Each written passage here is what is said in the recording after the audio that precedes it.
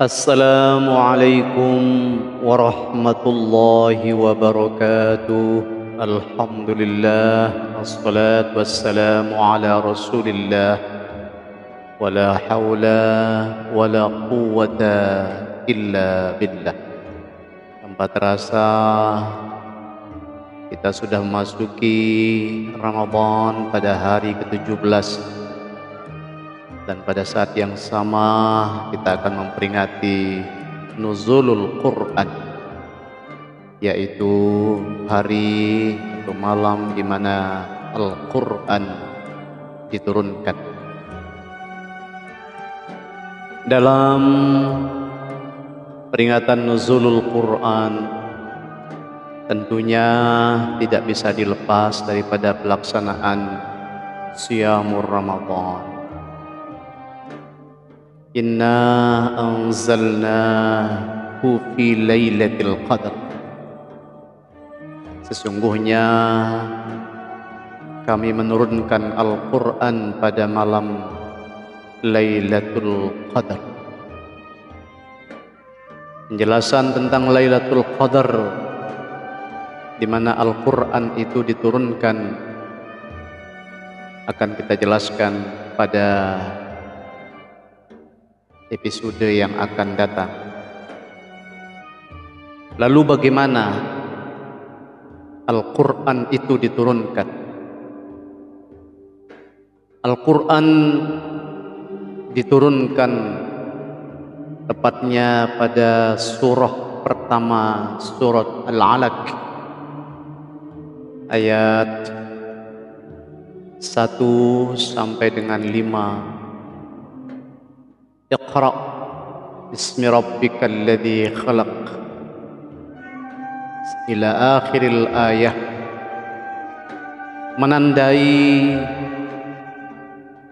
pada saat yang sama adalah kenabian Muhammad sallallahu alaihi wasallam pada umur sekitar 40 tahun, 17 Ramadan tahun 610 Masehi. Kemudian Al-Quran secara bertahap dari sejak itu diturunkan selama kurun waktu 22 tahun, 2 bulan, 22 hari. Sungguh ini adalah periodisasi yang tidak sulit untuk diingat. Dan tentunya hal ini juga menandai akan mukjizat daripada Al-Quran itu sendiri.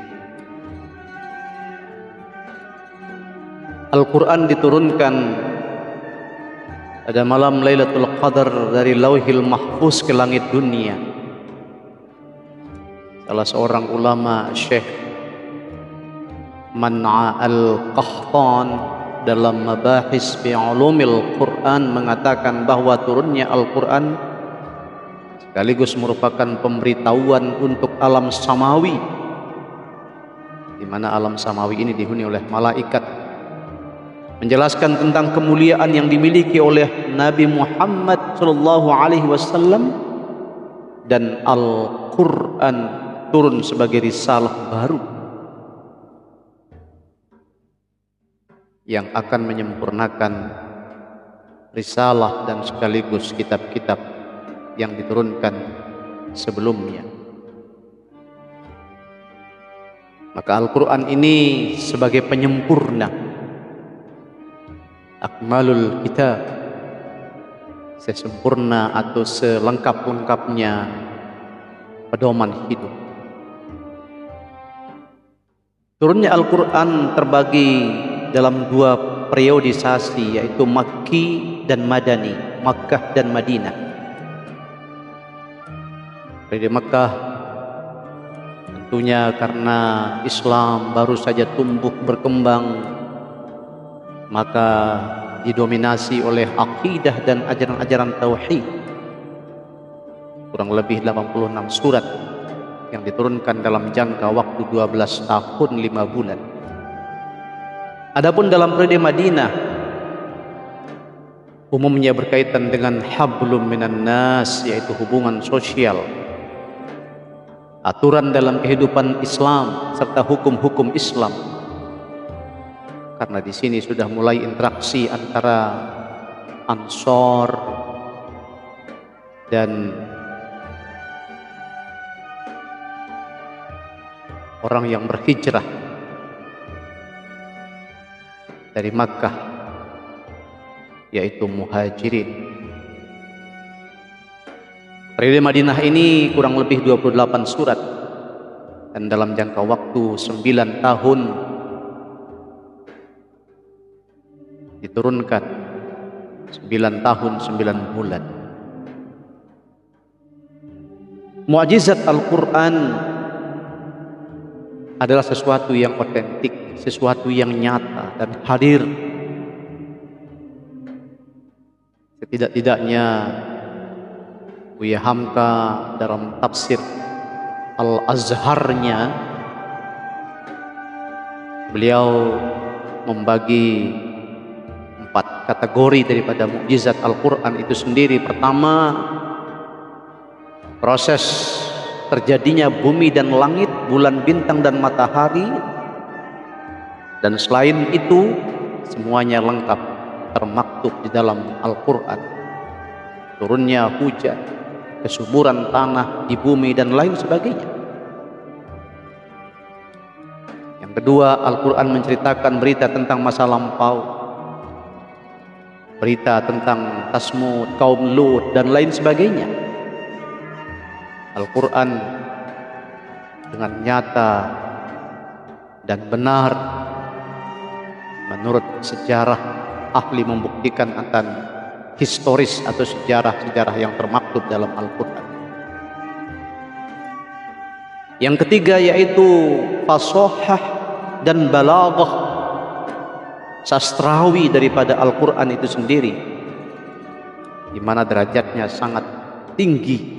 Kata, irama, gaya bahasa, susunan kalimat-kalimat Al-Quran merupakan syair dengan rangkaian kata yang begitu indah. Suku kata bilangan tertentu, hampir tidak ada karya puisi atau prosa yang dapat menandinginya.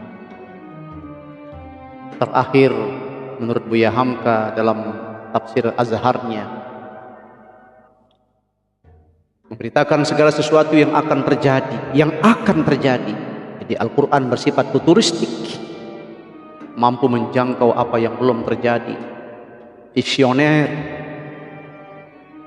Begitu banyak ayat-ayat Al-Quran memberitakan peristiwa-peristiwa besar yang akan terjadi dalam kehidupan sehari-hari manusia, dan terjadi.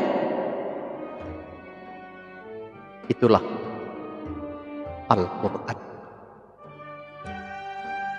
Selain menjadi hudan linnas, petunjuk manusia, hudan lil muttaqin, petunjuk bagi mereka yang bertakwa, dia juga Al-Furqan. Selain dimaksudkan untuk pembeda, tapi Al-Furqan juga adalah bermakna bertemunya 2 pasukan Badar. Yang satu adalah pasukan Badar itu sendiri membela kebenaran, dan pasukan kafir. Itulah yang dimaksud dengan Al-Furqan, pembeda, yaitu pembeda pasukan penjunjung tinggi kebenaran, kemudian berhadap-hadapan dengan mereka yang mengingkari perintah Allah dan sunnah nabinya. Wa ma anzalna ala abdina yaumal furqan yaumal taqal jam'an. Dan kepada apa yang kami turunkan kepada hamba kami Muhammad di hari Furqan, yaitu hari bertemunya 2 pasukan. Semoga nuzulul Quran memberikan pemahaman kepada kita semuanya tentang periodisasi turunnya Al-Quran dan kandungan-kandungan dari mukjizat Al-Quran yang menjadi penyempurna daripada risalah dan kitab-kitab sebelumnya. Akhirnya izinkanlah Al-Faqir Ma'sum Ahmad menyimpulkan dalam sebait pantun. Mungkinkah kabul sebuah harapan bangun rumah yang tetap? Bagaimanakah nuzulul Quran turun bertatap? Wallahu a'lam bishawab. Wassalamualaikum warahmatullahi wabarakatuh.